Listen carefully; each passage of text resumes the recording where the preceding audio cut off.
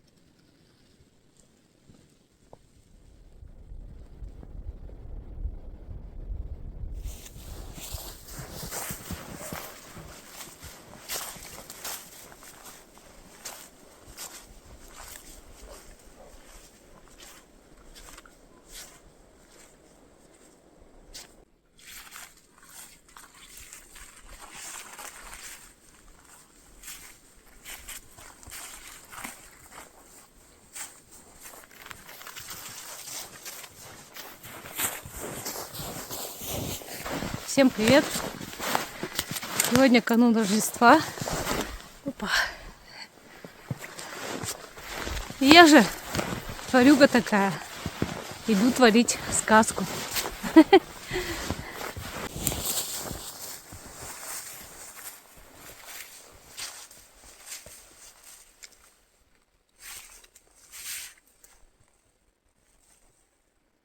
Портал! Сегодня должны случиться сказки. Чудеса должны случиться.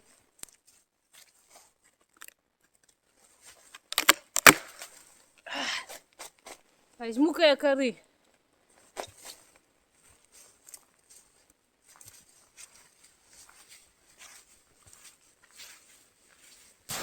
О, какая огромная кора.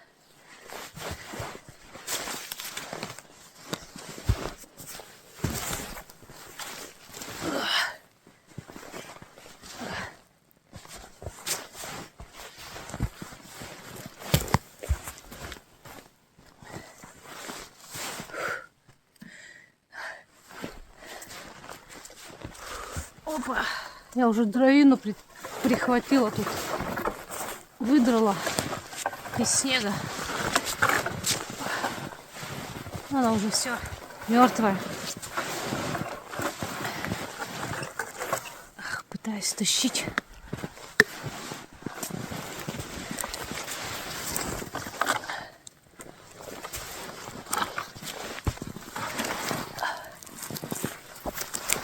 Цветов тут немерено, просто живности. Вообще все их следили. Я вот, можно сказать, по их следам иду. Так хоть немножко попроще.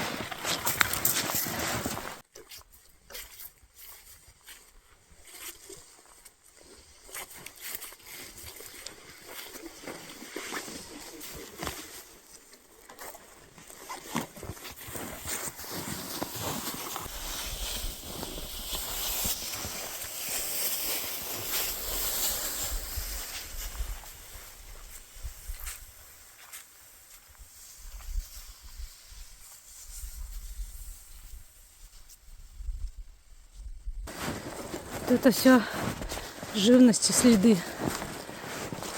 Я иду по ним. Хозяева были в Новый год, но они не этой тропой ходят. Они по-другому ходят. Поэтому вот это все живность натоптала. Ну привет, избушка. Вот я и пришла. Чуть-чуть засветло. Где-то у меня полчасика есть, чтобы дрова поискать. Как красиво-то. Снежное такое все. Здорово. Хочу попробовать хоть маленько дровишек найти. Хотя бы для себя. Зимой сложно дрова искать. Во-первых, они под снегом. Оба. Во-вторых, если какие-то деревья и валить, то непонятно какие. Что у меня такая длинная-то.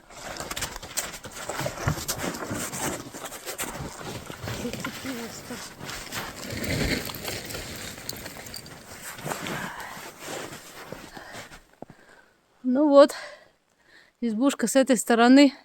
Та самая, в которой я поздравляла своих подписчиков с Новым годом. В этом году накануне бегала, специально поздравления снимала. Кто не смотрел, на втором канале у меня есть запись. Тут, конечно, за зиму порвалось, малость все шторки. И хозяева крышу накрывали. Тент висит. Вот такая изба вся завешенная получается. Так, зайдем, посмотрим, что там.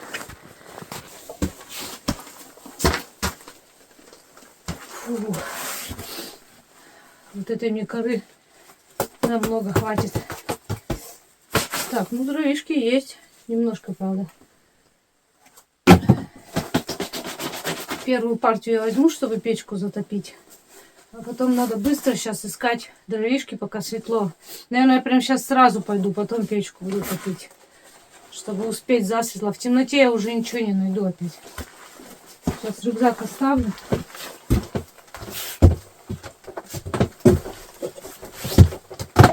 Стакан валяется. Какие-то животные рылись, все разбросано, и там костровище все разворочено. Видимо, живность какая-то рылась. Искали вкусняшки, скорее всего.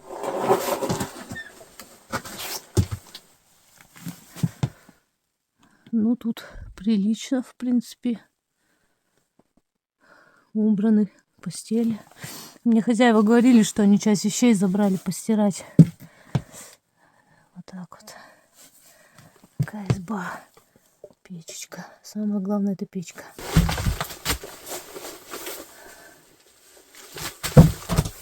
Сейчас рюкзак оставлю, возьму пилу и пойду.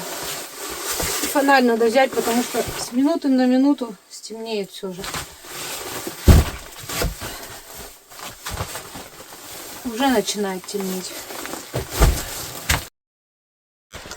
Жалко, зимой очень быстро темнеет. Фух, пришлось в гору подниматься. Там рядом с избой фиг что найдешь. А тут вот может где-то и есть что-то. Сильно снимать не буду, потому что время очень мало до темна. Да и очень сложно снимать и делать такие серьезные дела. Было бы лето, было бы немного попроще. Так, вот вижу вот это. Оно упало на березу. Его можно взять.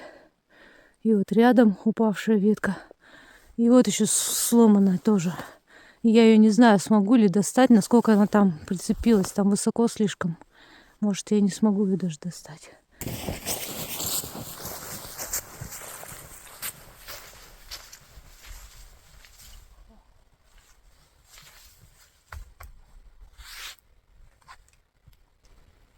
Ага, если я еще смогу ее взять.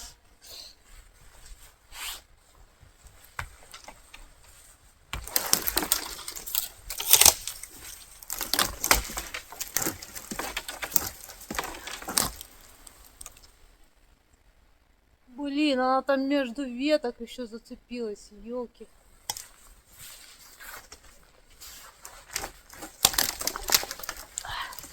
Поступим по-другому.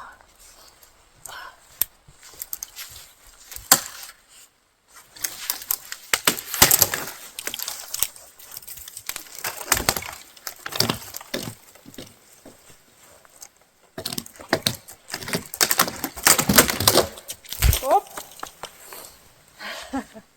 Есть. Еще это все напилить же надо будет когда. Я еще планировала сегодня наряжать все.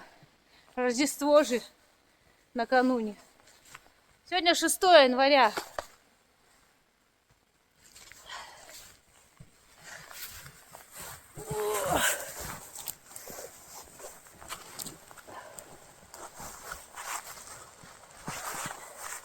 Это не Алина, это зверь. Так, пока бросим.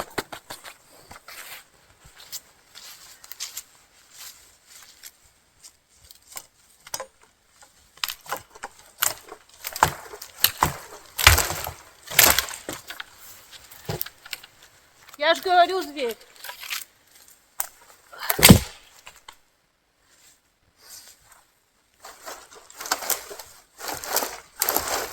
Так, эту надо пилить.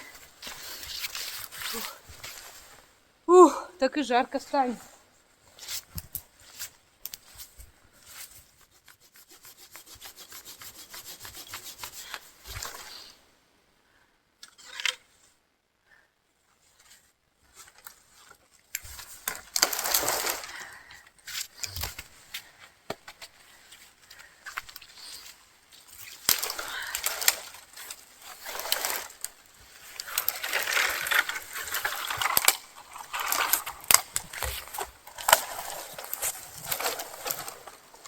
Фу. Ну чё, 3 этих дровины. Там я одну еще притащила, 4. Может и хватит, а может и нет.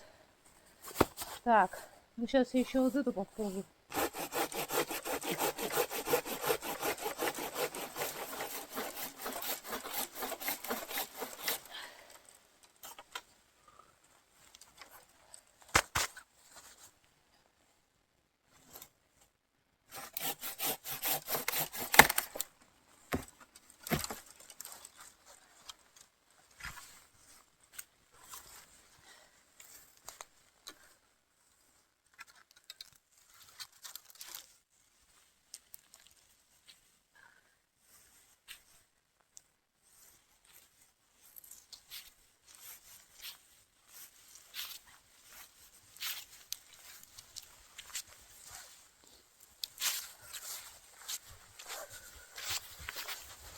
Фу.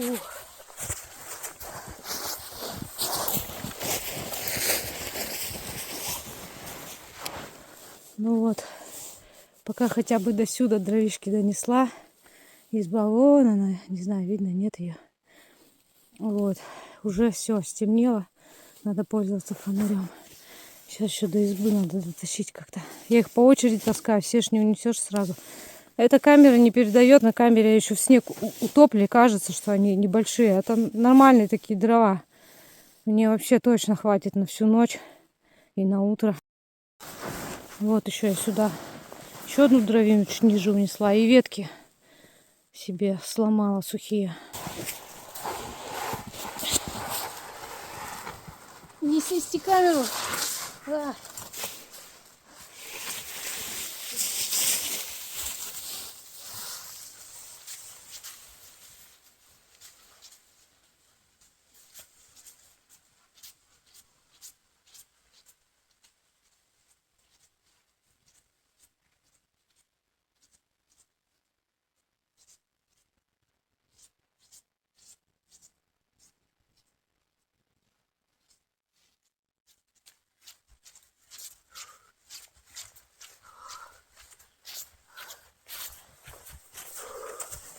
Капец, как я устала.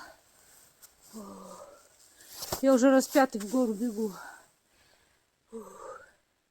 Трындец. Зато дровишки будут.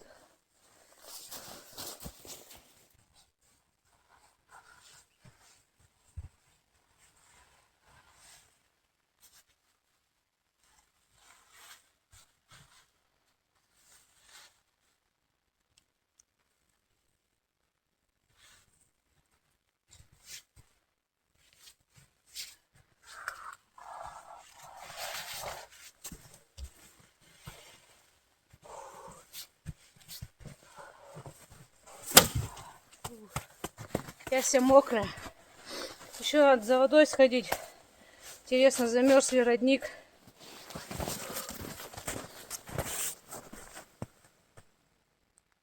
Кстати, хозяева елочку тоже наряжали в Новый год. А я хочу другую нарядить. Еще одну. Мне что же интересно понаряжать. Вот взяла чайник да котелок. Забыла свой бурдюк.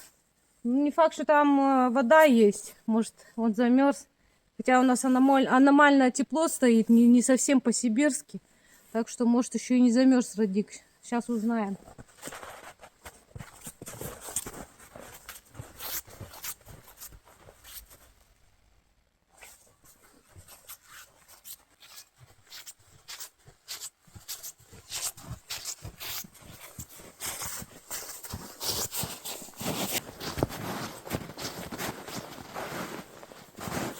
О, какой бутыль.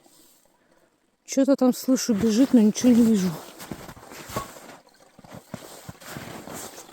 А нет, что-то там чуть-чуть есть. Надо просто снег убрать.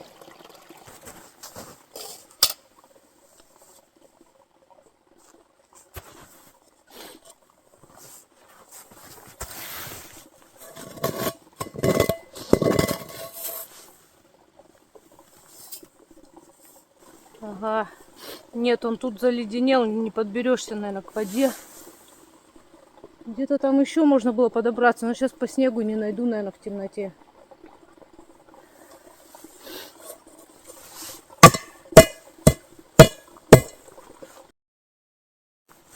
Я уже за топором сгоняла. Самим топором я не буду стучать, а вот этим обухом подолблю маленько.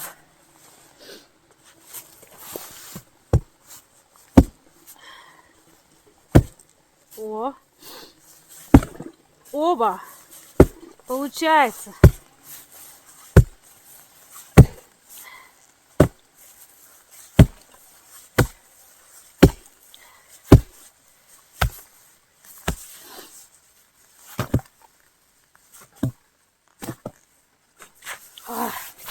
Вот теперь, надеюсь, получится набрать. Вот так у меня получилось освободить. Хорошо, что сильных морозов нет. Помню, в прошлом году я тут лед долбила. Полностью замерзший был.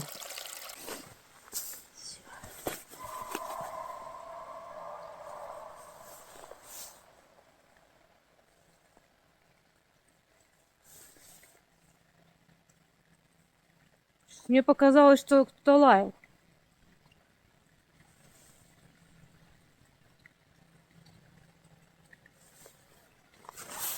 Или не показалось.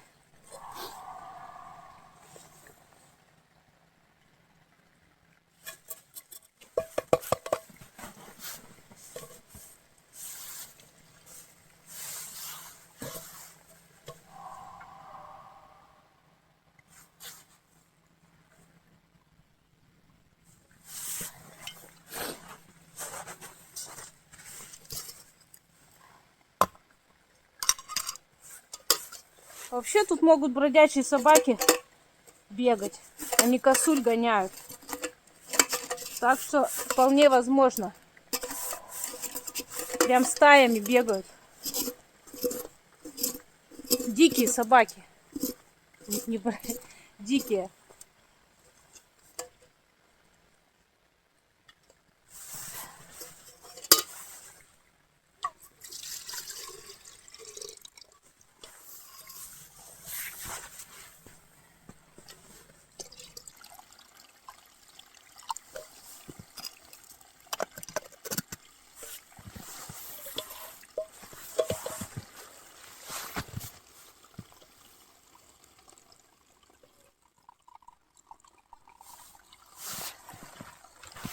Опа, ну все. Вот я и набрала водички. Теперь ее буду нести. Еще топор как-то надо в зубы взять. Или придется еще раз идти, что ли, за ним. Что-то неохота бегать туда-сюда.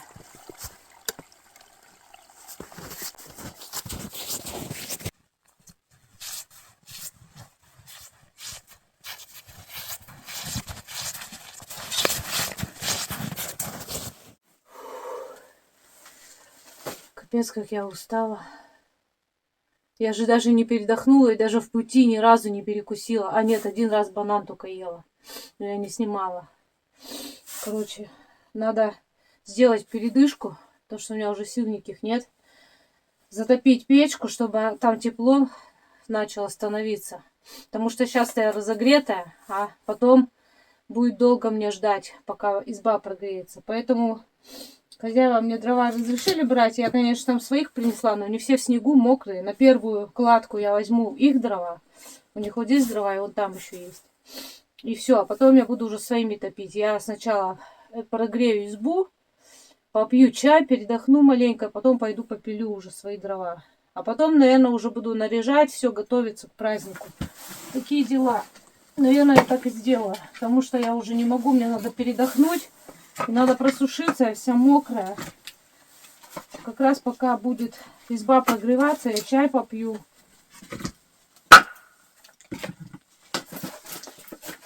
И так, на одну кладку возьму дровишек. Не буду наглеть сильно.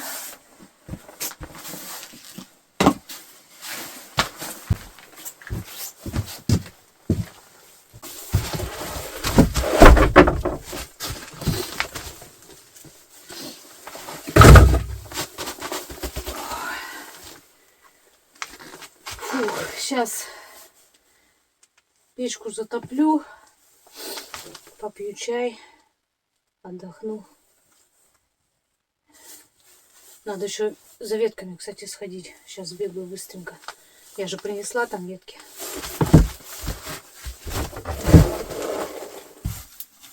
Надеюсь, там видно и печку, и меня. Тут условия-то спартанские снимать. Избушка маленькая.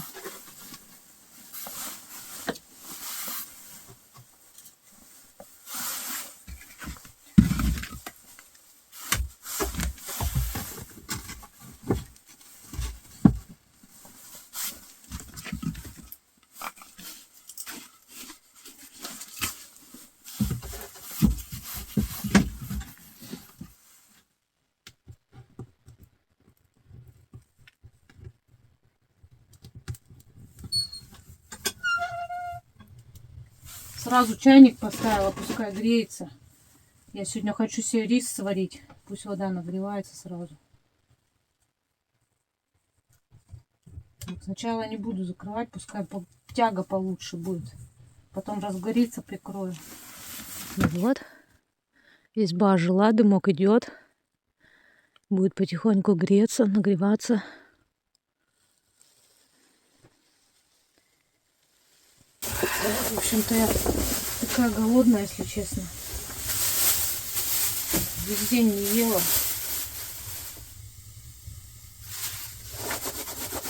А вот не двигаешься, сразу начинаешь остывать. Сразу чувствуется холод. То ли холодать начинает, то ли я остыла.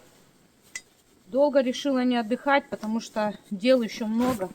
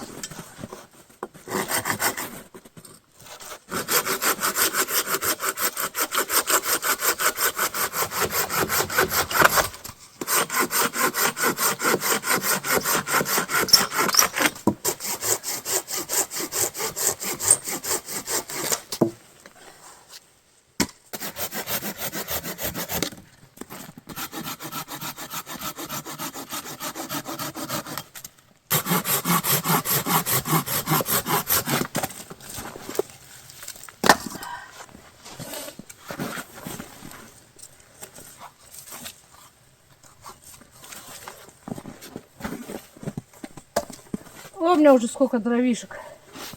Много. И мелких еще. Это я еще третью часть даже не попилила. Конечно, я задолбаюсь все, наверное, сразу пилить. Не знаю. Может быть, разделю. Попозже еще попилю. Потому что я вообще капец устала уже.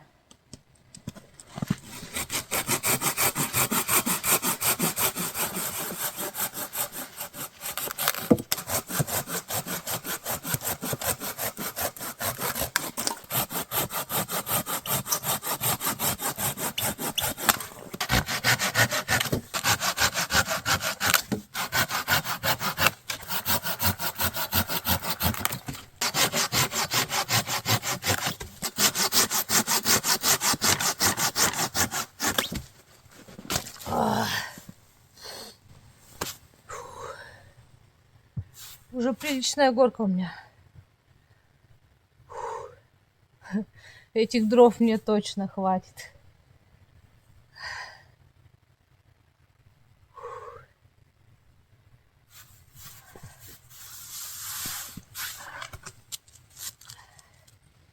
Все, наверное, еще вот эту и вот эту допилю.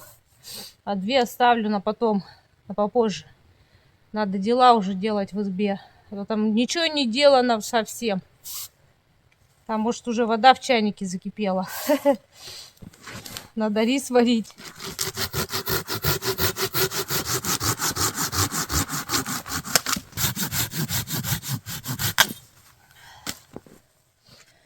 Вот столько я дров напилила. Это очень-очень даже немало. Вручную, конечно, дольше пилить и тяжелее. Время много, сил уходит. Все нормальные избачи пилят бензопилами. Но бензопилу тащить еще с собой. Да ну нафиг.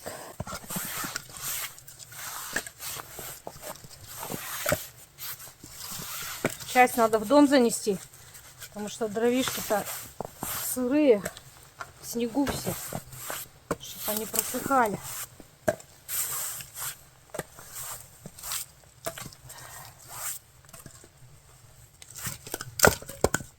Куда побежала?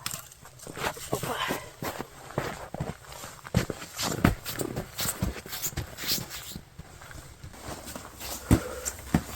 Эти я, наверное, в дом занесу сразу.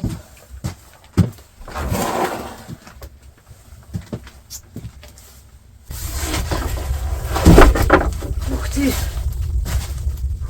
О, чайник уже вовсю кипит, надо же.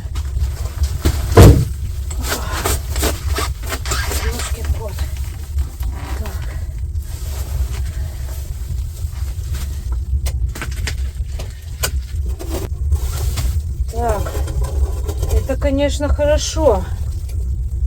Блин, а я еще не собиралась так рано варить рис. Ладно, пока снимем его. Хоть и кушать хочется, но очень много дел. Если я рис сварю, его придется есть. Иначе потом невкусно будет. Поэтому придется как-то это. В общем, ладно, я пока еще поставлю. Опа, в котелке пускай закипает. Чтобы эту пить можно было водичку-то. Надо ее всю прокипятить. Конечно, с родника чистая вода, но на всякий случай пускай кипит. Все. Сейчас еще надо дровишек. Опа. Вот так вот. Опа. Чтобы они растаяли от снега. Просохли.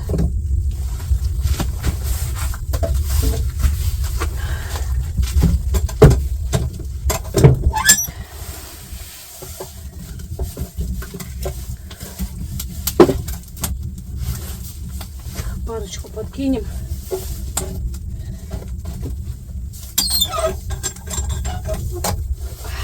Все, пойду дальше таскать. Остальные дровишки перетаскаю.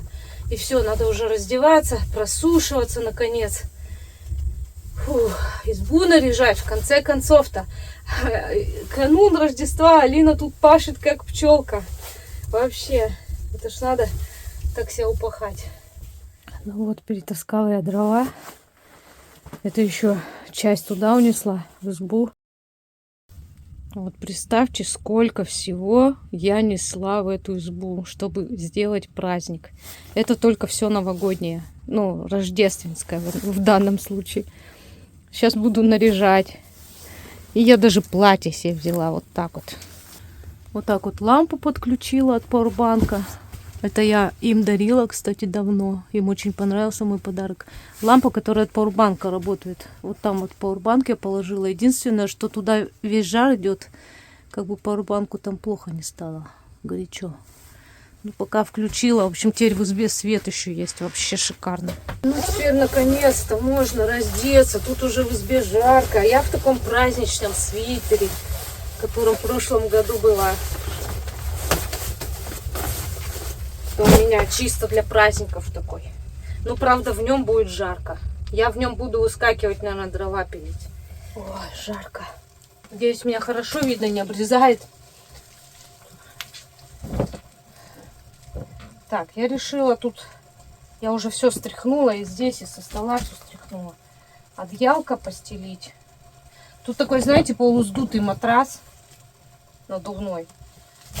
Вот. Я прям на таком буду спать. Я решила все постелить сразу. Наконец-то пришло время, когда можно все в избе прибрать, сделать по-путнему. Так, застелю вот так и сверху свой спальничек. Я каремат даже не стала брать. Думаю, зачем он? Уже все есть. Ну, спальничек свой любимый, конечно, я взяла. Возможно, мне в нем жарко будет. Но к утру будет холодно, поверьте. Изба остынет. Сразу все расстелю, чтобы потом мне на это уже не отвлекаться. Да и сидеть будет хорошо. Так.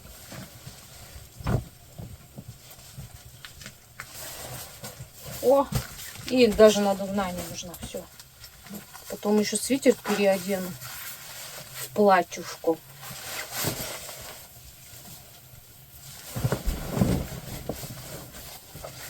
Ой, как хорошо. Что-то мне жарко, хотя вроде в избе не сказать, что сильно жарко. Хотя может и жарко.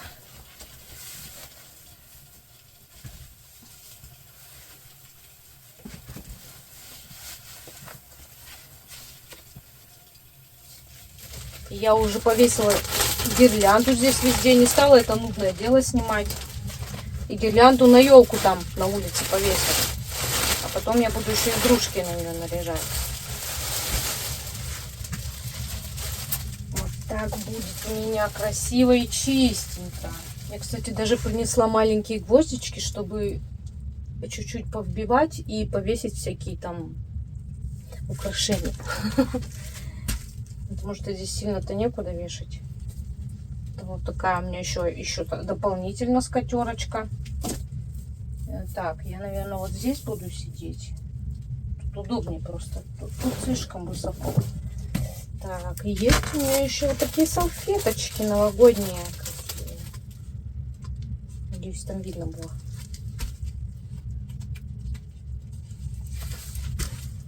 Так, у меня вот такая тарелочка красивая.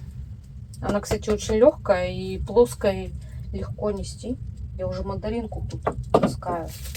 А это подарок хозяевам избы. Я им в прошлом году тоже дарила. Вот такая коробочка железная. И там конфетки Твикс. Даже время не смотрела, но она уже где-то 9 вечера. Мне главное до 12 все успеть сделать. Надеюсь, у меня там вообще видно.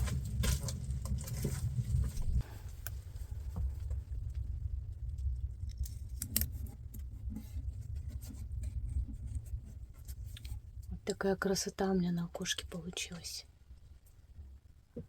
Так, я тут пытаюсь гвоздики подбивать.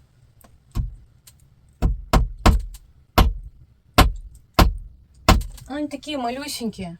Если что, их выдернуть можно потом.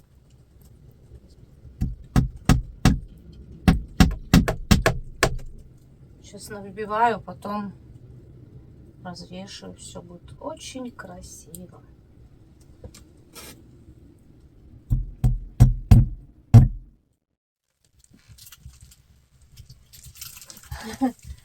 Опа. Круто. Опа. Такие светильнички. Так, я сюда прибила гвоздик.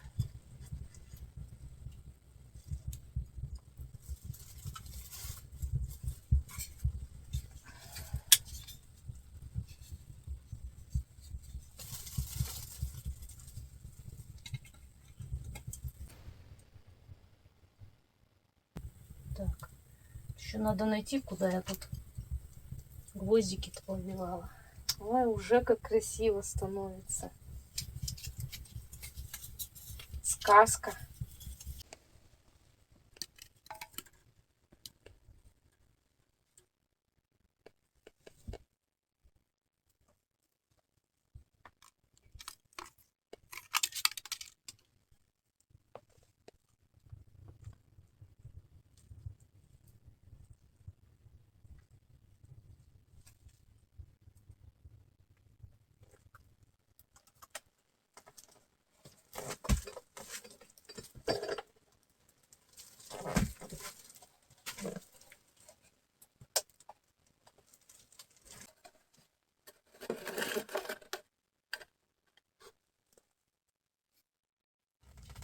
Саночки деревянные, маленькие. И такой снеговичок.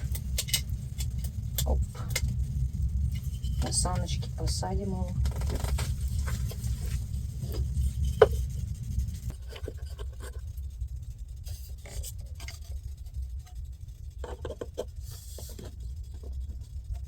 Класс. Вот это картинка праздничная. Такая у меня уже красивая изба. Осталось свечки всякие поставить. У меня еще такие, знаете, есть искусственные свечи. О.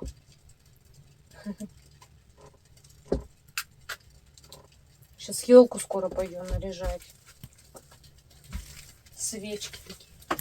А есть у меня еще вот такой вот носочек в виде конька. Маленький. И я решила его повесить. Вдруг к утру там появится какая-нибудь шоколадка. Или что-нибудь. Приятный какой-нибудь сюрприз. Рождество же. Должны твориться чудеса. Вот так вот у меня над дверью. И я его вот сюда вот так повешу. Опа.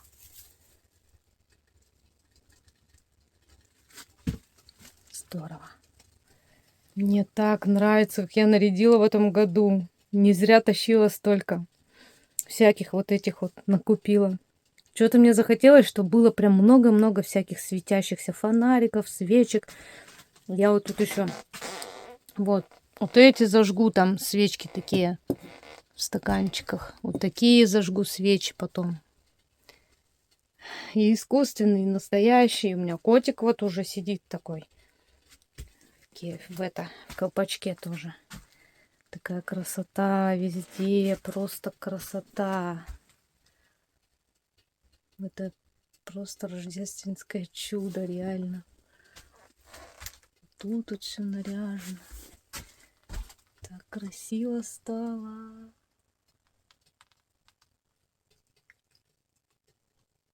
Здорово я придумала.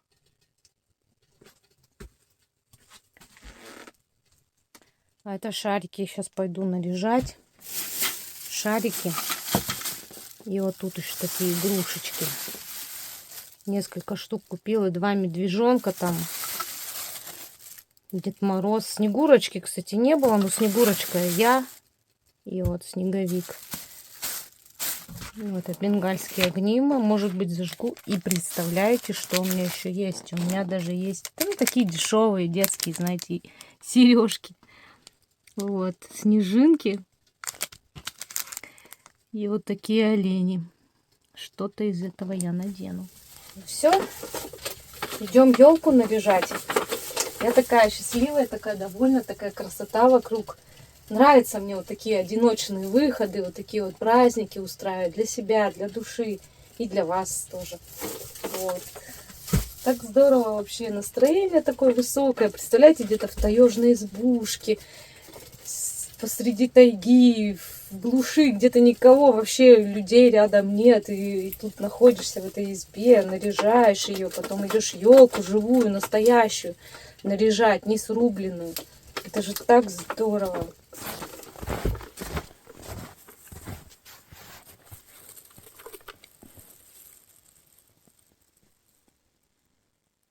Может, надо было фонарь взять. Он у меня садится, я поэтому не взяла. Надеюсь, света хватает. Все-таки пойду за фонарем сбегаю. С фонарем, мне кажется, будет красивее и больше, лучше видно. Ой, как же классно живую елку наряжать. Правда, я сейчас снег с нее сыплю. Ну, ничего страшного.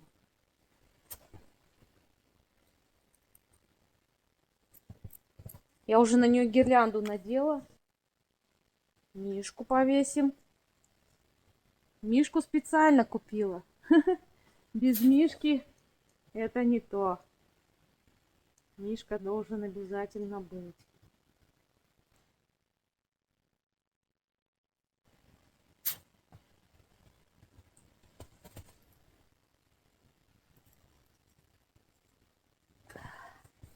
Ой, так здорово. Вообще класс.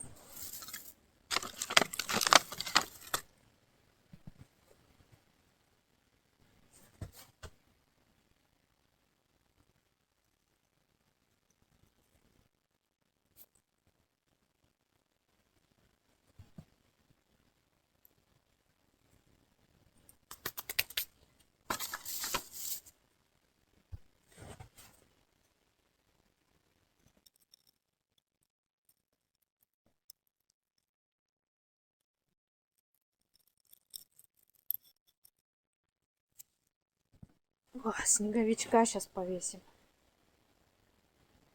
Куда тебя повесить, снеговичок? Прямо вот сюда.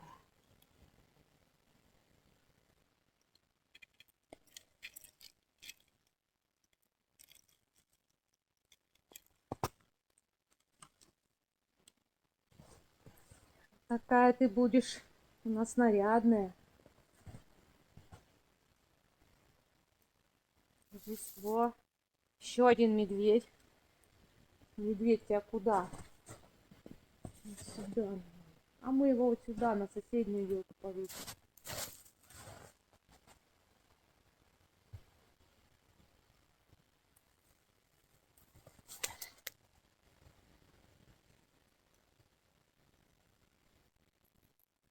Сегодня в ночь, кстати, должно, ну, мороз, да, не сильный, 13, минус 13.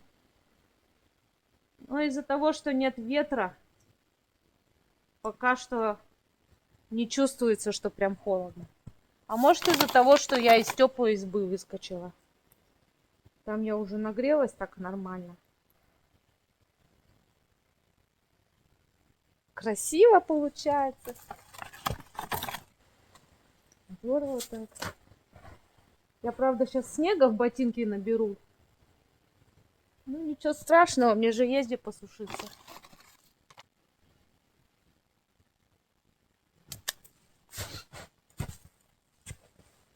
Такая в платье, в свитере.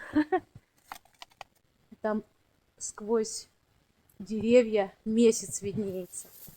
Так, ну что, Дедушка Мороз, давайте тебя тоже повесим. Хоть сейчас Рождество, а не Новый год, но все равно. Пусть это будет Святой Николай, который принесет мне что-то вкусненькое в мой носочек.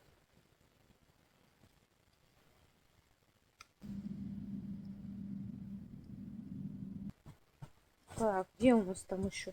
Вот снизу можно повесить. И вот там снизу.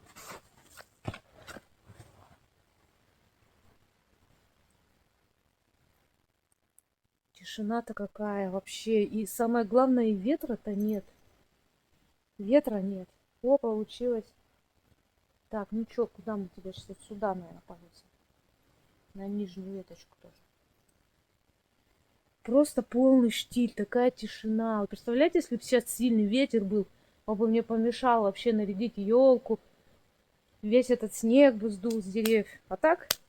А у меня еще и руки все теперь в блесках. О! Ура! Уже капец, как я есть хочу. Надо идти готовить. Классная у меня елка получилась вообще. Так красиво. Жалко, я не смогу гирлянды надолго оставить, потому что боюсь пауэрбанк, что разрядится. Ну, маленько пускай погорит. Вот так, наверное, чтобы не мигало.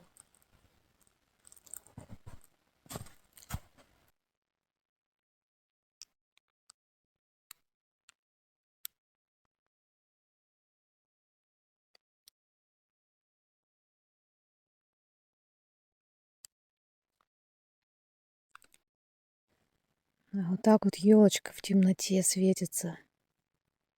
Прям в полной темноте. Как красиво. Главное, гробовая тишина в тайге. Вообще, все замерло. Так тихо. Аж уши режет от такой тишины. Здорово так. Я решила выключить гирлянду, чтобы не садить пауэрбанк. Вот и захотелось именно в темноте снять. Как красиво, как когда без фонаря, без подсветки, без всякой. Вот просто вокруг ночь, тайга, тишина. Елка, представляете, живая, настоящая елка в тайге наряжена, стоит такая красавица, ждет, когда же наступит Рождество. Так здорово.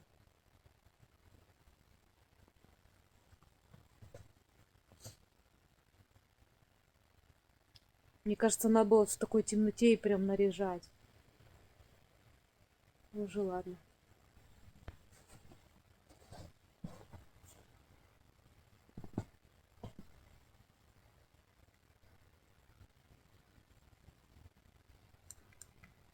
Оп, и все, полная темень.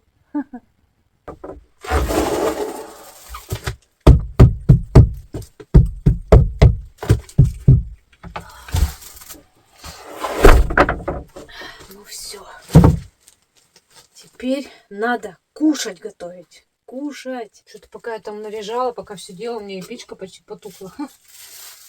Сейчас подкинула маленько. Рис надо варить. Вот так.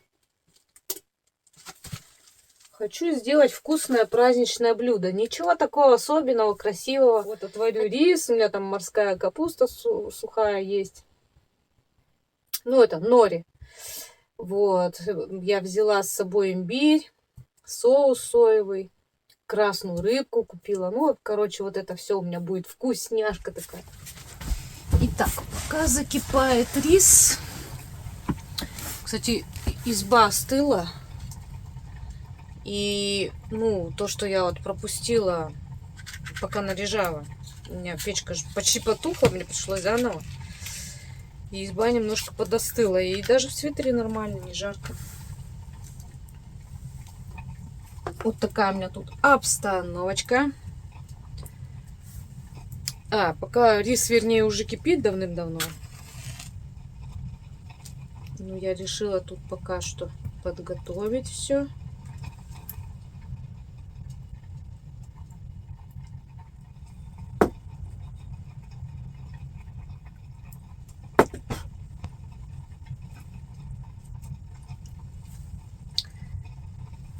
Ну, давайте разгорайтесь, что я зря покупала, что ли? Только я чувствую, эти стаканы будут горячие, надо вот их поставить и не трогать. Иначе потом обжечься об них можно. Ой, столько у меня вообще... Вот мне почему-то, не знаю, захотелось в этот раз, чтобы прям вот много всяких вот светилось всего. Светилось много. Елочки тут и всякие свечечки и всего полно. Так, что я хотела? Я хотела порезать фрукты. У меня даже тарелочки такие праздничные. Ну, я уже голодная, как зверь. Вы представляете, да, за весь день, ну, только утром я дома поела, и за весь день я съела, вот когда сюда пришла, вот этот маленький бутербродик и банан. Так, у меня там еще есть яблоко, но я яблоко решила оставить на завтра, потому что слишком много будет всего. Сейчас будет бананы и мандарины. Мандаринка. Мне много-то не надо, я же иначе не съем. Так, это у меня имбирь, это соевый соус, лук, огурчик. А это у меня... Вот на этой тарелочке я попробую сделать нори. Листы нори. Я их как-то вот так хочу распределить. Вот, и вот сюда я буду складывать рис. И полью его соусом. Вот сюда мы положим имбирь. Так. И красную рыбку сюда положим. Я ж тут поболтать маленько хотела. Но я уже сейчас рис буду снимать, наверное, тогда попозже. Так.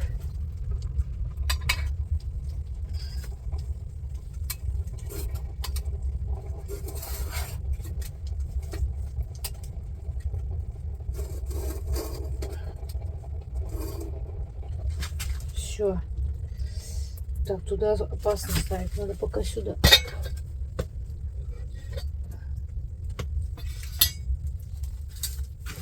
Что-то почему-то, мне кажется, я наснимаю, а потом буду мучиться опять с монтажом. Ай. Почему-то сразу только рис выложишь на вот эти листья нори, и сразу пахнет сушами. роллами. Так, где моя рыбка красная?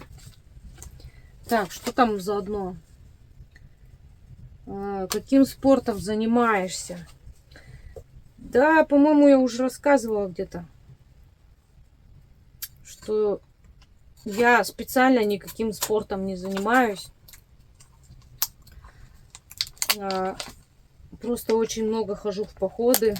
Делаю по утрам зарядку. Стараюсь каждое утро, но не всегда получается. Вот. Подтягиваюсь на турнике. А так, чтобы специально каким-то там спортом заниматься, я не занимаюсь никаким. Когда-то давным-давно я занималась рукопашным боем. Так что берегитесь меня. Кто снимает... я думаю, этот вопрос мы пропустим. Я уже замучилась объяснять, кто меня снимает. Вот штатив ставлю, и вот стоит штатив, на нем камера, и меня снимает. Так, как не страшно. А что в лесу бояться? Вот что в тайге бояться? Вот в городе намного страшнее. В городе вообще страшно.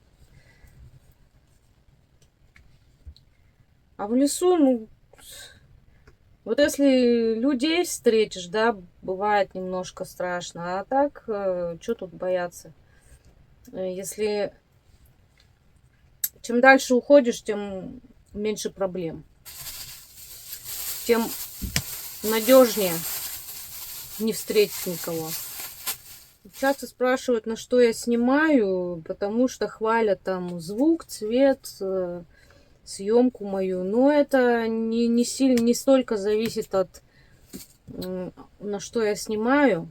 Я не буду говорить, на что я снимаю, потому что мне, если честно, качество очень не нравится. И вообще на телефон я снимаю. И мой телефон, он не стоит тех денег, которые я за него отдала, в общем. Поэтому я не буду говорить. И все, что вы видите, звук, особенно вот мне часто про звук говорят, это все я добиваюсь в монтаже. Все это делаю, поэтому моя работа очень долгая, кропотливая. Я 3-4 дня делаю один фильм. Это очень для меня сложно дается мне. Вот. Все я добиваюсь в монтаже. Поэтому тут не столько от камеры зависит. Так, огурчик еще порежу сюда. Сейчас еще надо соевым соусом полить. Что-то про нож на поясе. Я записала и, честно говоря, не помню. Может быть, мне говорили, почему я с ножом на поясе хожу или что-то, может быть. Не помню, почему я это написала. Но, в общем, нож на поясе у меня практически всегда. Единственное, вот что я зимой, там, в морозы его не надеваю, потому что неудобно в одежде с рюкзаком еще и пояс пристегивать. А так, когда куртки нет, то да, у меня всегда висит нож на поясе, потому что в случае чего, чтобы он у меня всегда был под рукой. Экипировка и одежда в походах. Ну это мне часто говорят, что типа я не верю, она там по тайге, по горам, в юбке, в шортах ходит, голые руки, ноги, волосы распущены. Это все фейк, это постанова. За ней там ходят операторы, несут ее рюкзак, а в ее рюкзаке вообще поролон. Вот такие дела. Ну, знаете, если вы не можете в тайгу в таком виде или в горы ходить, это не значит, что никто не может. Ну, я вот хожу, я вот такая, да. Я ж не зря ведь белая ворона. Я люблю свободу во всем. И в одежде тоже. И я буду лучше терпеть там укусы насекомых. Я, кстати, никаких насекомых не боюсь. У меня ни на каких насекомых аллергии нет. Они меня кусают. И, в принципе, никаких последствий сильно после них нет. Не чешусь, никакие блябы у меня не выскакивают. Ну, в общем, не сильно-то укусы меня беспокоят. Поэтому я еще и терпеливая. Поэтому я лучше буду раздетая ходить, как мне удобно. Но это в основном жары касается, конечно, когда я в жару раздеваюсь и хожу там чуть ли не в трусах по тайге. Ну, понятно, что людям это непонятно. А мне понятно, для меня это, естественно, Вот. И я считаю, что наоборот, это говорит о моем опыте. Если я могу в юбке по тайге ходить или по горам, ну, значит, опыт мне позволяет это делать. Ну еще спрашивают, в тайге, типа, ты ходишь, что там нет комаров, насекомых, гнуса. Конечно же, есть, но есть все равно. Тайга, во-первых, разная бывает. Где-то больше гнуса, где-то меньше. А во-вторых, еще сезон бывает. То есть какие-то сезоны там в июне один гнус, в июле другой, в августе третий. То есть клещи, активность клещей, она в основном там у нас, например, в Сибири, где-то с середины мая начиная и там, ну, до июля, может. Это самый-самый прям активный пик клещей. Вот. Ну и там комары в определенное время, да. А вот, например, в августе, сентябре, в октябре там в основном лосиная муха заедает, а так очень комфортно ходить. Часто просят меня создать канал на Рутубе, загружать свои фильмы в Одноклассники, в ВК, кто куда, короче, просит. И вот реально разный народ просит на разные платформы. Вот мы не можем тут смотреть, дайте нам там. Вы поймите, что это огромный труд, огромная работа. Там платформы, они с небес не валятся, просто так не создаются. Это вообще непросто. И за каждой платформой нужно следить, много-много над ней работать. Поэтому лишние какие-то платформы создавать я не собираюсь, по крайней мере, пока. И вот я по просьбе как раз зрителей создала группу в Одноклассниках. Ну и что? Ну там 350 человек. Ну, я туда и не буду фильмы добавлять, пока там так мало людей. Мне там вообще ничего не хочется публиковать. Это же огромный труд, это времени сколько уходит, чтобы публиковать. Вы не думайте, что просто нажал кнопочку и туда видео добавилось. Это не так просто. Тут там нужно, во-первых, очень много времени потратить на то, чтобы его туда закачать. Потом сделать описание, оформление, сделать превью. Например, на Ютубе я еще перевожу на 26 языков, чтобы люди с разных стран меня могли смотреть, там субтитры, перевод, название, описание, вот это все. Поэтому это куча-куча времени, и это большой труд, и большая работа. И я не хочу свои фильмы, которые, кстати, дорого, довольно дорого обходятся мне во всех смыслах этого слова, вот просто куда-то вот так вот выбрасывать. Пока нет. Вот пока у меня YouTube и Дзен. YouTube и Дзен. Подписывайтесь. Кто не может на YouTube смотреть, подписывайтесь на Дзен. Вот такая у меня красота на столе. Это реально праздник. Самое настоящее Рождество. Так красиво. Я, по-моему, еще в избах никогда так не делала, чтобы прям вот столько всего. И вот не лень мне было тащить. И вот такое у меня блюдо. Имбирь, лук, красная рыбка, фрукты, овощи и рис с соевым соусом и нори. Вот этого мне выше крыши хватит наесться. Кстати, я же самое главное это забыла. Ингредиент. Это же творожный сливочный сыр. Это ко всему к этому это обязательно в суши должно быть. Вот. Чуть про него не забыла. Ну, теперь всего понемножку можно поесть.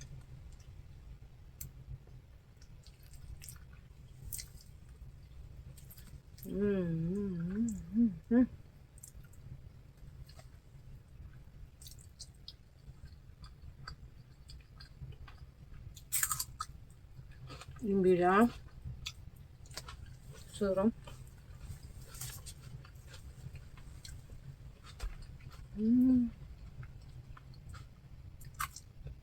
И огурчика.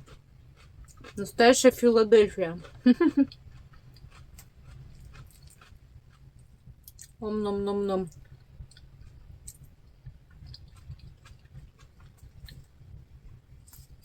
У меня же еще пироженка с собой. Маленькая. Потом еще чай попью. В общем, Оставим, наверное, этот список на потом. В Рождество неохота обо всем об этом говорить. Ну вот кто строит избы, например, отвечу.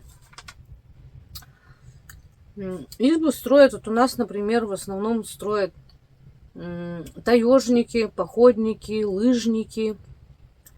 Где-то избы строят охотники, рыболовы. У нас большинство строят вот походники, таежники, лыжники.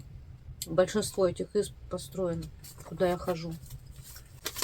И большинство изб я знаю хозяев. Вот, но не все.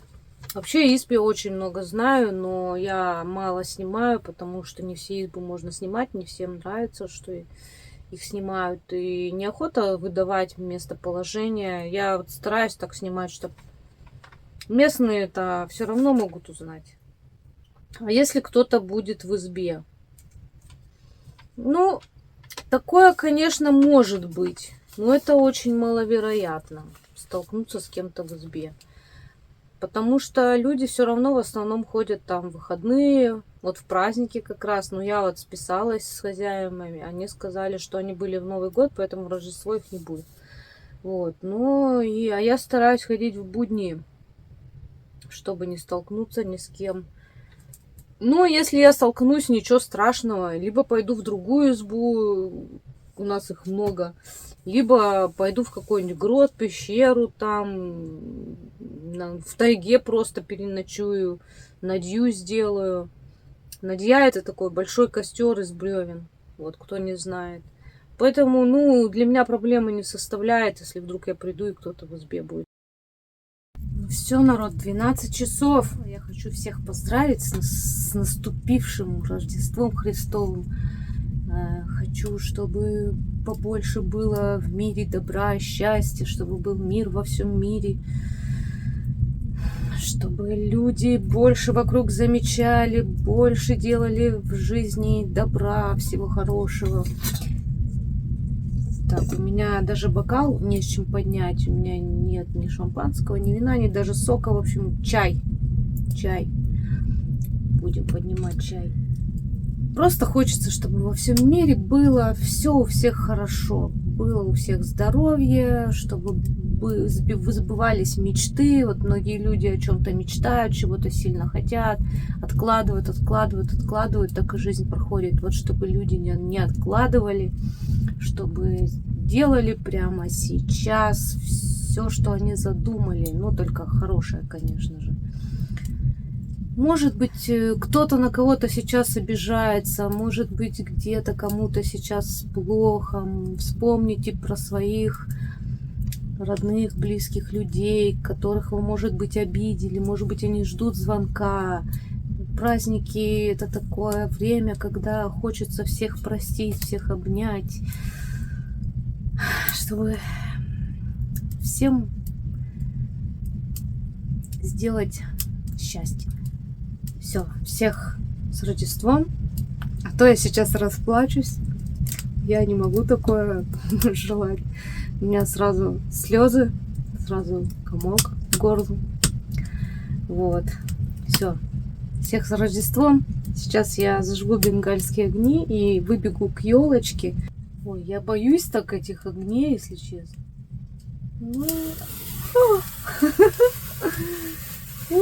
Один я, наверное, тут сожгу. Ура! С Рождеством всех! И меня, и всех. Всех вас. Всем праздников в душе и в сердце и всегда. Оставайтесь внутри детьми, шалите, не бойтесь быть нелепыми, странными, необычными. Главное, чтобы сейчас от искр ничего не случилось. Но они вроде бы безопасны, эти искорки.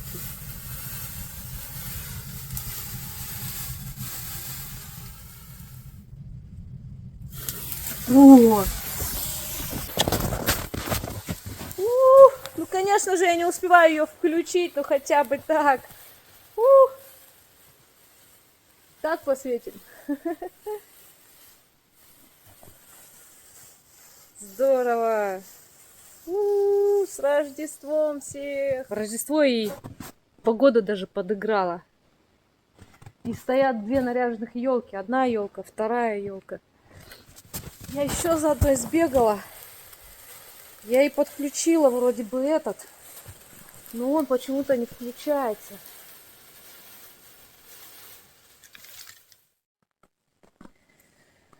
У людей Рождество. И у меня тоже. Но дрова никуда сами не попилятся. Я вышла попилить.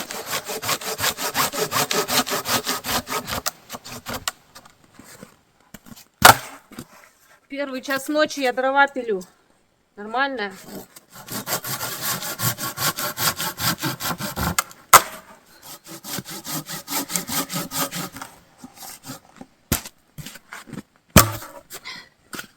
Чувствуется, что похолодало все-таки.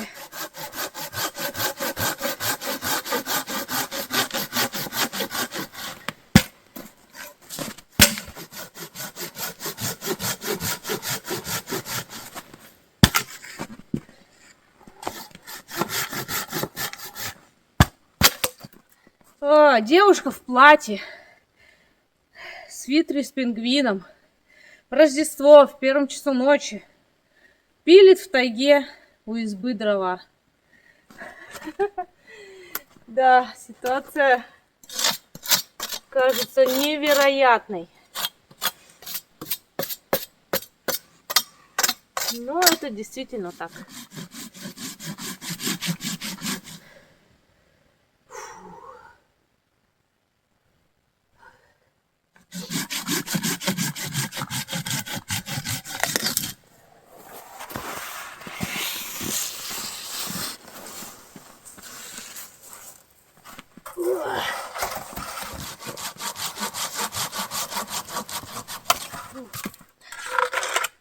Вот еще кучу напилила. Думаю, дрова должны остаться после меня еще ко всему.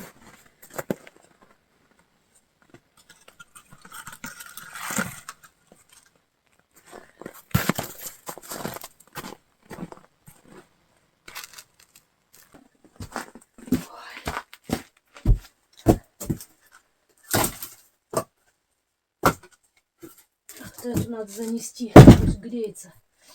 На ночь ее закину, чтобы дольше шаяло.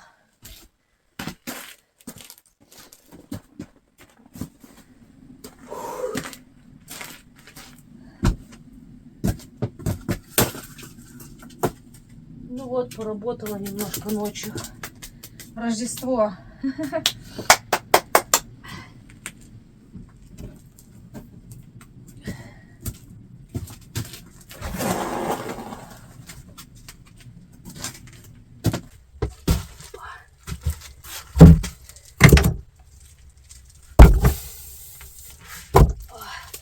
Сохнет.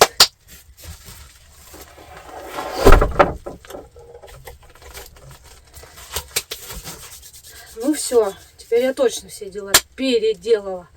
Можно, наверное, чай с пироженкой попить.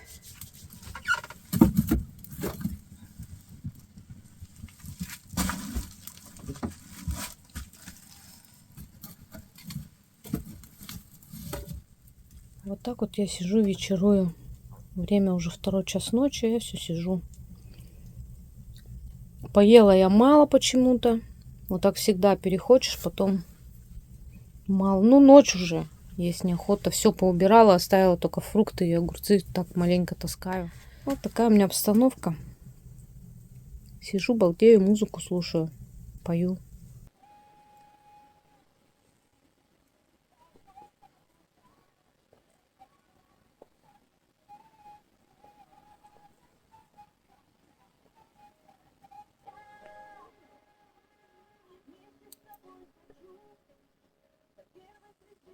Я, кстати, решила пироженка на утро оставить, потому что ночью нечего пирожные жрать. Да и вообще что-то я как-то мало поела. Наверное, перевозбудилась всем этим праздником. Столько всего переделала. Я просто устала. Я когда устану сильно, мне уже ничего не хочется не есть, ничего.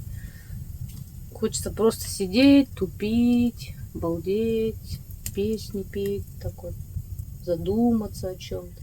Мне очень нравится, как я нарядила.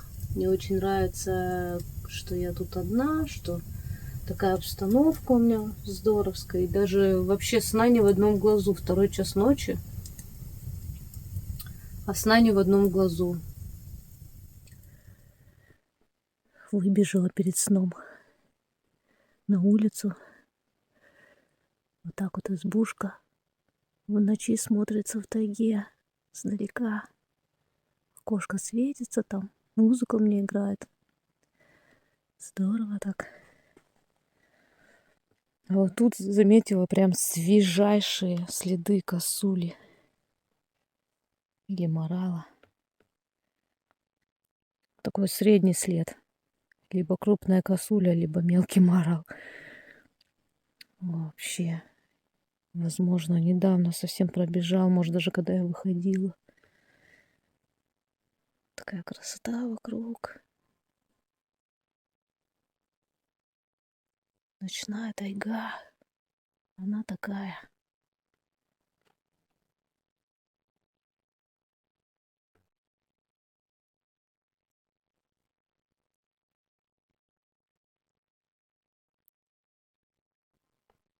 Похолодало.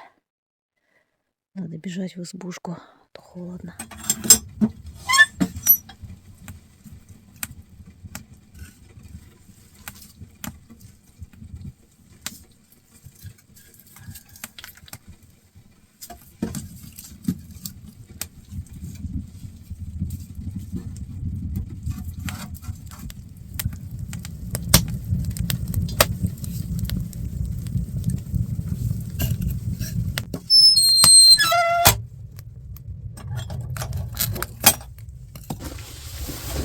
Ну все, как бы мне не хотелось, надо ложиться спать. Все, забыла время посмотреть. Время уже 3 час ночи где-то. Поэтому надо уже закругляться. Но у меня сна не в одном глазу. Это вообще удивительно, потому что я в это время сплю мертвым сном обычно. Пока в избе очень тепло. Ой, чем мне нравится эта изба, в ней очень быстро становится тепло. И, в принципе, задерживается довольно надолго это тепло. Конечно, особое удовольствие спать на полуздутом матрасе. Ну, блин, так классно вообще. Наконец-то я легла. Ноги вытянула. Кайф. Я сейчас и платье сниму. Лягу только в нижнем белье. Сейчас только надо выключить сначала все.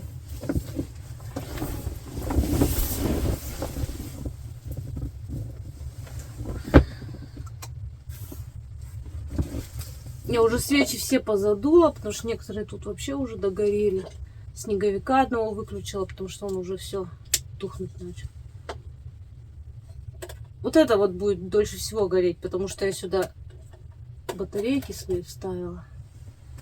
Свежие.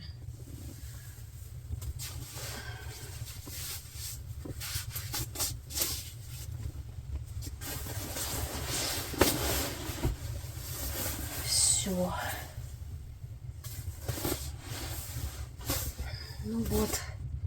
Встретила я Рождество в избе, как хотела. Все у меня получилось, все, что я задумала.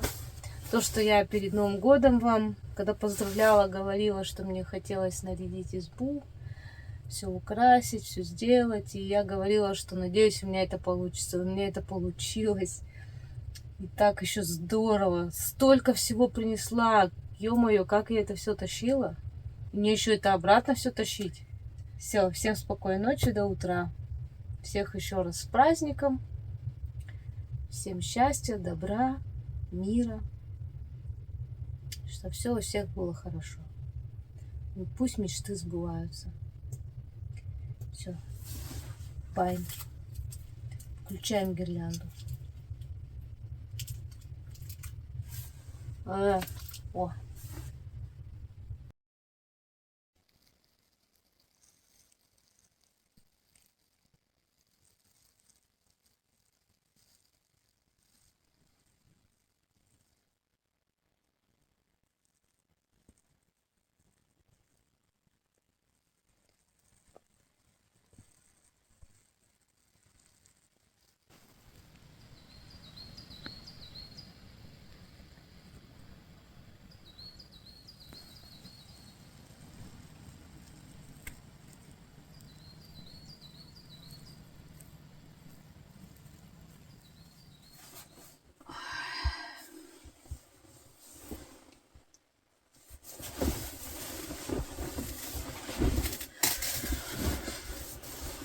Доброе утро, земля.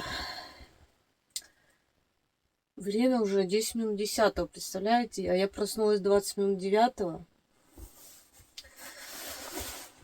И просто вообще вылазить не хотела из спальника. На самом деле я всю ночь вот так вот и проспала. Вот, раздетая. Вообще не замерзла. Но у меня еще спальник теплый, пуховый, хороший. Вот. Ну, сейчас как бы прохладно. Кстати, интересно, сколько градусов. Плохо видно, но в избе до сих пор чуть больше 10 градусов плюса. То есть это вообще суперски. Поэтому, ну, прохладно, но не прям дубак. Вот, на улице не знаю сколько градусов, ветра там так и нет, там вообще очень хорошо. Я вижу в окно, что там здорово. Вот, учитывая то, что я в 4 часу утра спать легла, то в 20 минут 9 проснуться это нормально. Надо печку затапливать и, наверное, еще потом чуть-чуть поваляюсь. Затоплю печку, как всегда. Подожду, пока изба нагреется, потом буду только вставать. Что-то тут вот это вот провисло сильно. Неудобно. Раньше она так не провисала.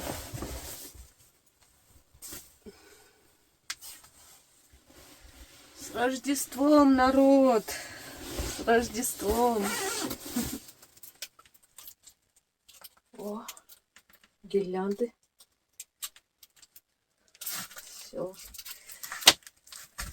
Праздник к нам приходит, праздник к нам приходит, веселье, вкус всегда настоящий. Как там поется, я уже забыла. Кстати, печечка тепленькая еще. Кто-то меня там еще пытался печки учить правильно топить. Я вообще смеюсь. Я с детства печки топить умею. Так что не надо меня учить, как мне печки топить.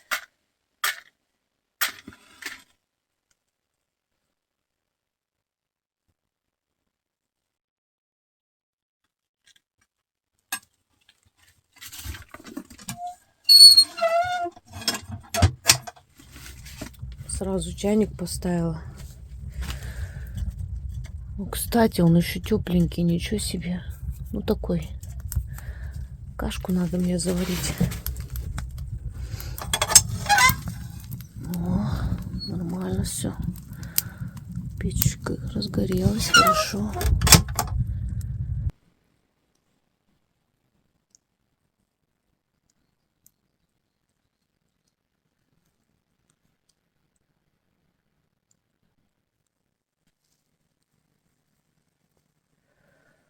Так хорошо на улице. Рождество. Тишина. Тайга. Дымок идет. Печка топится. Какое же это счастье. Такое спокойствие. Так хорошо. Просто балдеж. На улице вообще, конечно, такой небольшой морозец есть, но совсем не сибирская погода. Так хорошо. Тепло. Кстати, что у меня тут в носочке-то? Что-то лежит.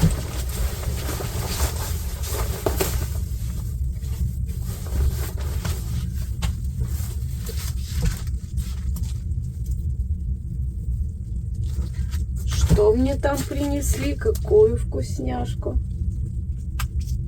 О, шоколадка. Еще шоколадка. И еще шоколадка. Самая моя любимая шоколадка. Ну вот, буду чай пить сегодня с утра. Такой волшебный у меня конечек оказался. Взбодримся с утра.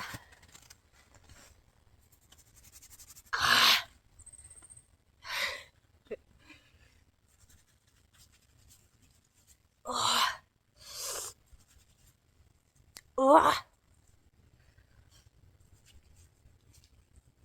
О, хорошо.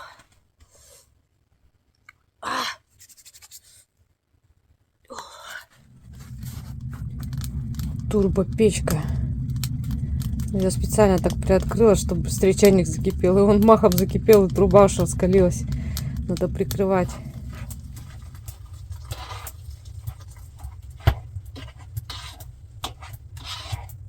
Завтрак у меня самый обыкновенный, совсем не праздничный.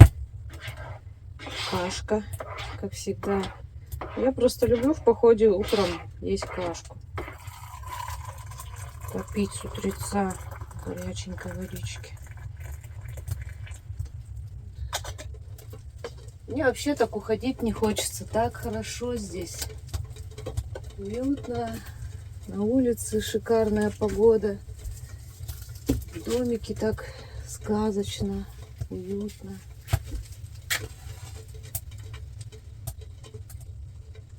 Кстати, две одинаковых елочки. А вот эта она вся прогорела, ее уже не зажжешь, она там. Иначе до дна прогорит.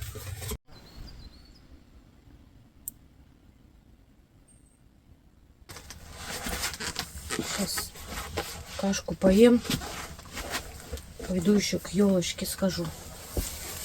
При свете дня поснимаю.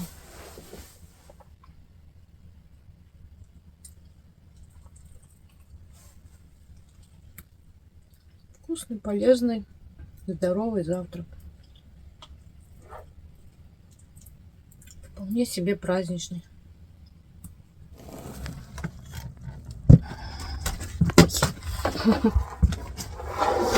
Пошла я к елочке. Схожу в своем праздничном свитерочке со своим праздничным котиком.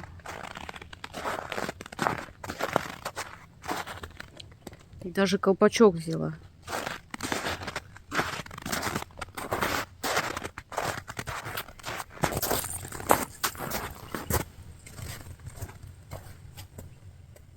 Ну, при свете дня не сильно-то что-то видно, конечно.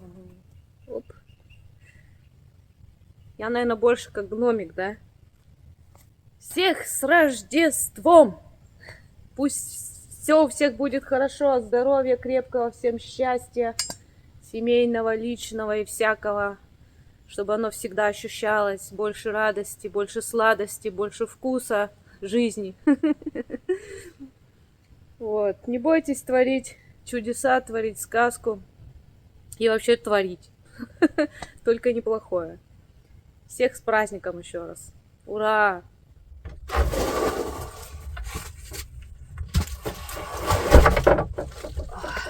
Как же здорово.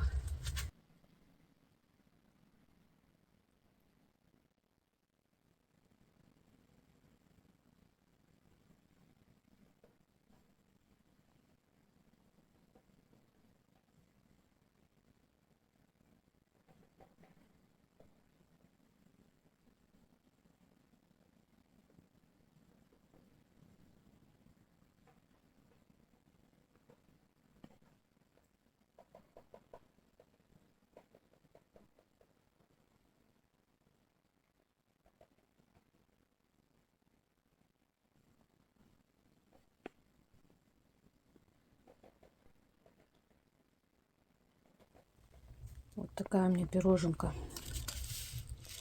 Это, знаете, ягодка типа картошки, только не шоколадная. Редко-редко балуюсь я такой штукой. Тут у меня просто кипяток вместо чая. И пироженка, и, кстати, шоколадки. Вот эти я оставлю с собой на обратный путь. А вот эту свою любимую я съем. Надо потихоньку собираться. Хоть и не хочется уходить. Но дома тоже есть дела.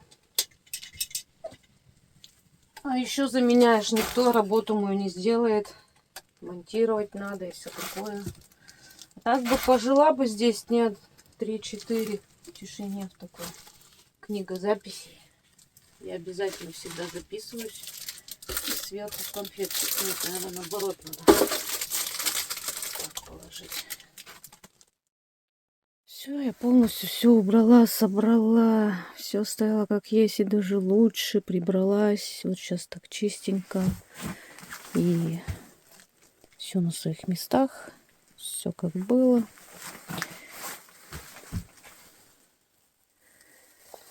Рюкзак уже собран. Печка полностью прогорела. Вот там даже 2 сухие дровишки я оставила.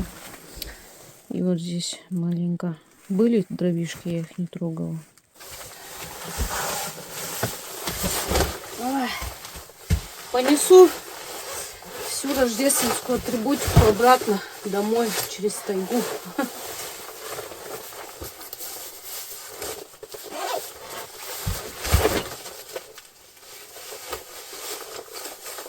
Ну, рюкзак все равно немножко полегче стал. Ну, не совсем. Там что там отъелось, только еды немножко. Все.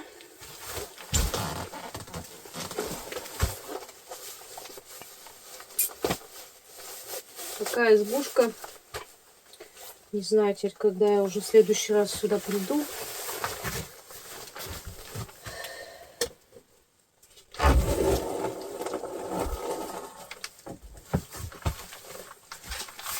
Сейчас бы еще вылезти с рюкзаком.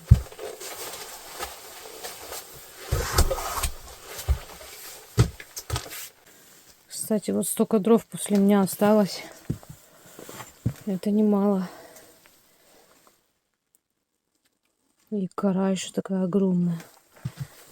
Ну и тут немножечко веточек осталось. Вот хозяйские дрова я практически не брала, только на одну топочку.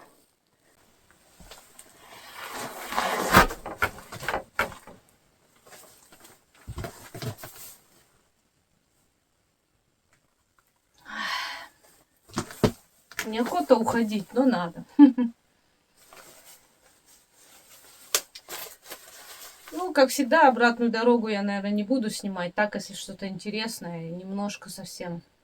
Хочу дойти спокойно, без съемки, в своих там мыслях, где-то на другой планете. Я, кстати, вот так иду и думаю о своем, где-то летаю, и даже не замечаю, как дорога проходит вообще. Сейчас только вот подъем, конечно, у меня будет по снегу жесткий.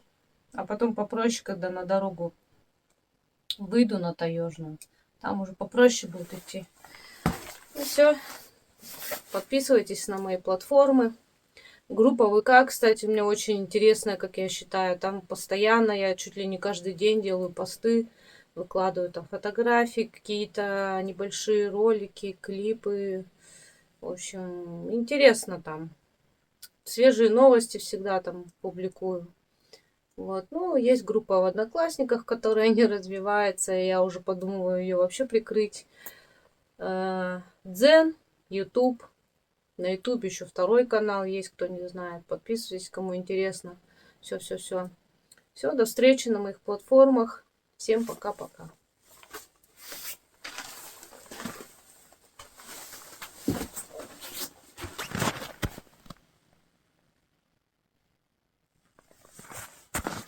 Кстати, если вам понравился мой фильм, обязательно поставьте лайк и напишите комментарий. Ну и подпишитесь, пожалуйста. Подписка, комментарии, лайки, все это продвигает мой канал.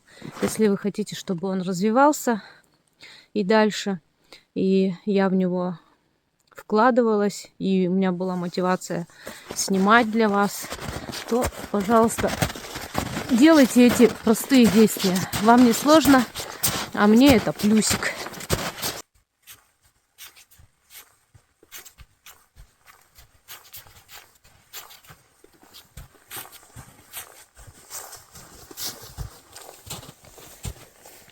О, косуля лежала, вырыла себе в снегу ямочку. У нас в этом году даже снега не так много, как должно быть в Сибири. Следы соболя. И вот там вот он забирался и там что-то делал, соболек. Потом спустился и вот туда побежал, в ту сторону.